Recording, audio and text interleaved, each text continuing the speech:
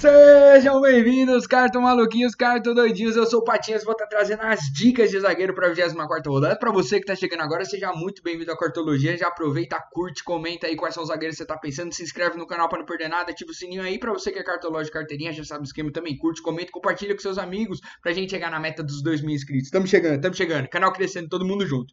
Para quem manja, a gente já fala as nossas dicas seguras desde já. Para quem quer ser rápido, veloz e eficiente, cara, as nossas dicas seguras vão ser Pedro Jeromel e Bruno Alves. Mas eu gostaria de destacar também para você entrar no nosso Instagram, @cartologiafc, e no nosso canal do Telegram, que a gente divulga todos os nossos conteúdos, enquetes, notícias de última hora, tudo 100% grátis. Tem plano de sócio, é de um cartoleiro para outro. Antes da gente ir para as nossas dicas moderadas e ousadas, vamos então aqui falar um pouco do mapa, beleza? Patinhas, não tô conseguindo ler o mapa muito bem. Confere aqui no vídeo da descrição, a gente tem um link para um vídeo do canal específico só para explicar os gráficos e as análises, qual que é a matemática por trás, e aí você ficar um pouco mais familiarizado. Não vou ficar explicar todo o vídeo, porque senão fica muito confuso.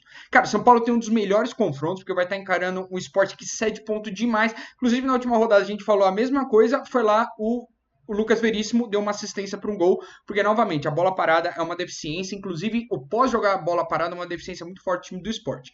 Depois, a gente poderia, inclusive, pensar num nome de ousadia e alegria, que seria do Atlético Goianiense. Mas, por ter peças melhores, a gente não vai estar usando ele. Um outro time que eu quero destacar não é quem mais está para a direita, é quem está mais para o alto.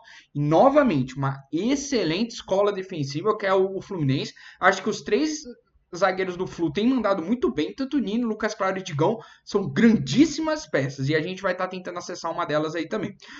Ainda na Zona Verde, a gente vai ter o Atlético Mineiro, que novamente em casa tem uma média de acima de 4 pontos para os seus zagueiros executados no campeonato, que vai a gente acessar.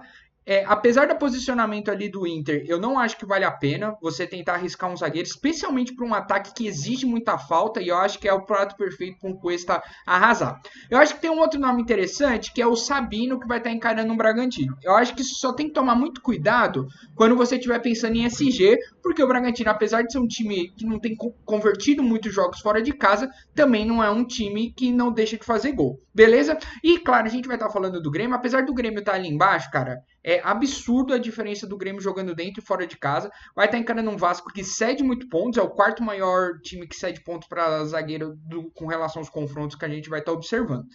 O time que eu só vou fazer a ressalva, e eu já gostaria de deixar esse setado, a gente não vai estar acessando ninguém do Palmeiras, tá? O Palmeiras tem um confronto complicadíssimo, inclusive porque os ataques do Santos, principalmente o cara, o Marinho, ele toma na média 5 faltas por jogo.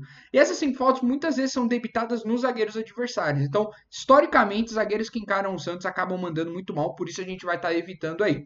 Mesma coisa também pro Léo Ortiz, que tem um confronto complicado, e, cara, para quem viu o jogo, não tem como acessar a zaga do Flamengo.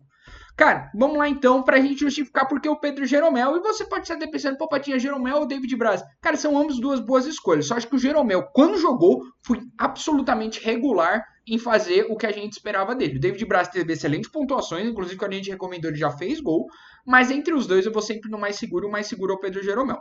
Se a gente olhar o passado recente, o Vasco tá bem, a gente falou isso no vídeo de lateral, falou isso no vídeo de ataque, mas o fato é, cara, que para um time que tá muito bem, tem um outro time que tem mandado melhor ainda. E se você olhar da quarta rodada para cá, você tem David Braz passando 10 pontos 2 vezes, e você ainda tem um Jeromel que ainda que não tá mandando bem, fez um 2,5. Porque quem sabe como é 2020 para zagueiro, 2,5 é lucro aí. Fato é que a média recente cedida do Vasco tá acima da média normal, ou seja, tem um cheiro aí, mas a média recente executada do Grêmio não tá tão bom. Que ele mude isso nesse jogo, agora que vai vir mais avassaladoramente.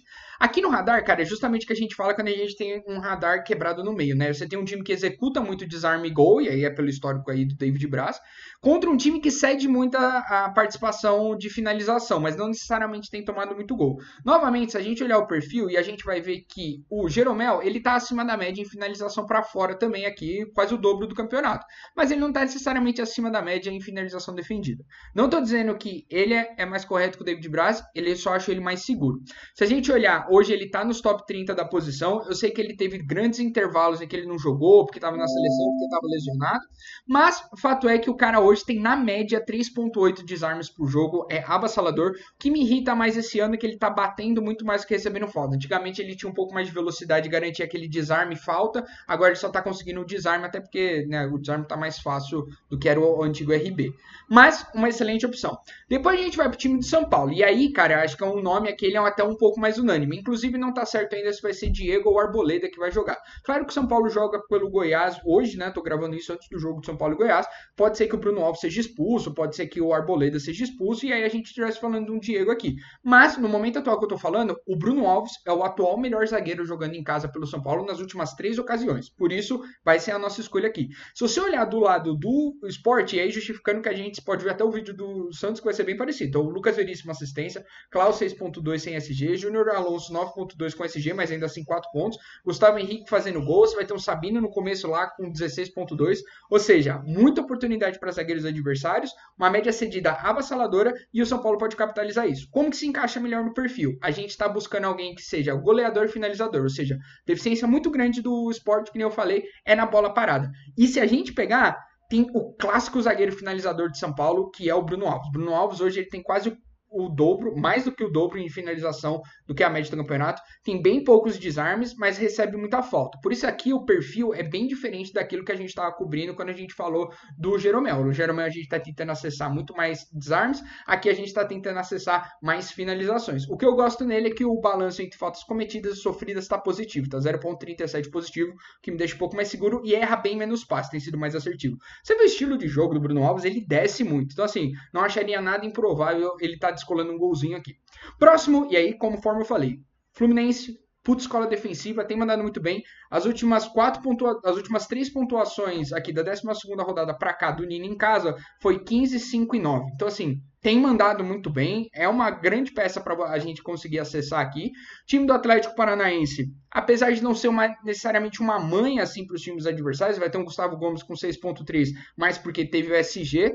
Mas ainda assim, eu vou estar confiando mais pelo lado do executor do que de ser dito. Até que você vai ver que aqui o polígono azul, para quem manja aqui, ele é o polígono da execução, tá absurdamente maior do que o polígono de cedido, que tá todo abaixo da média. Por isso, eu vou pelo lado aqui, entre o mapa e o terreno, a gente sempre fala, né? Fica com o terreno.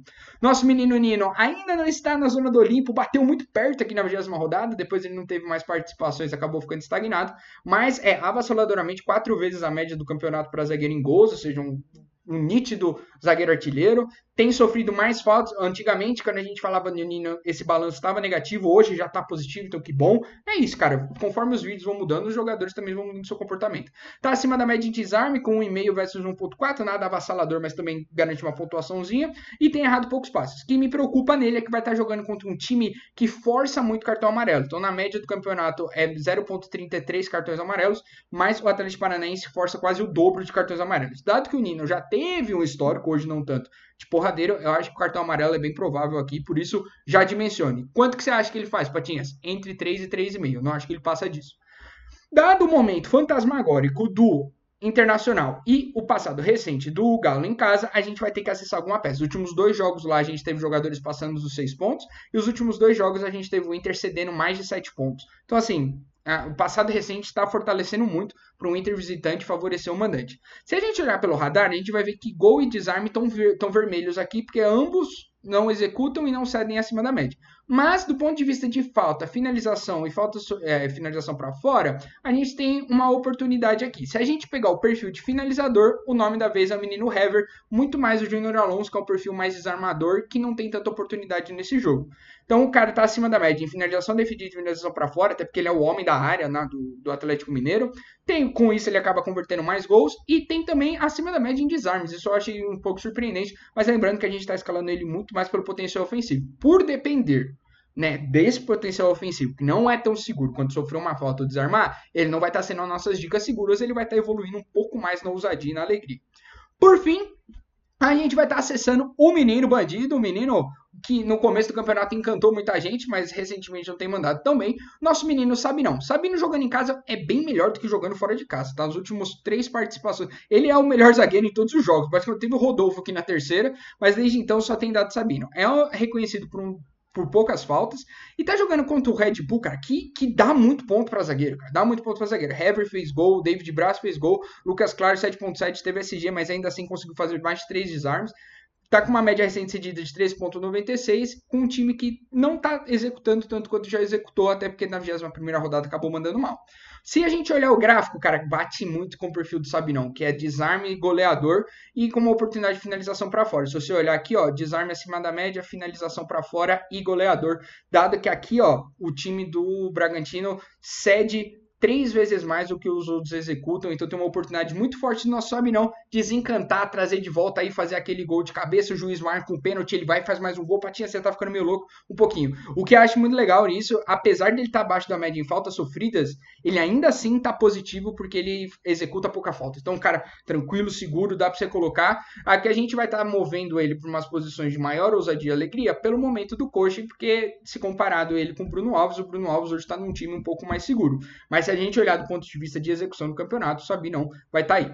Por fim, para fechar, né, a gente vai estar indo com dicas seguras. Jeromel do Grêmio, Bruno Alves do São Paulo, depois Nino e Hever, e por fim a maior ousadia e alegria aí vai ser o Sabinão do Curitiba. Espero que vocês tenham gostado. Se gostou, por favor, comenta, curte, se inscreve aí no canal, compartilha com seus amigos, manda o link para geral aí. Entra lá no nosso Insta, no @cartologiafc, e também no nosso Telegram, que a gente vai divulgar todos esses gráficos aqui 100% grátis, PDFzão, só baixar, curtir, se consagrar, porque aqui é de um cartoleiro para o outro. Então, como sempre, e mais uma vez, vai, Cartolinha!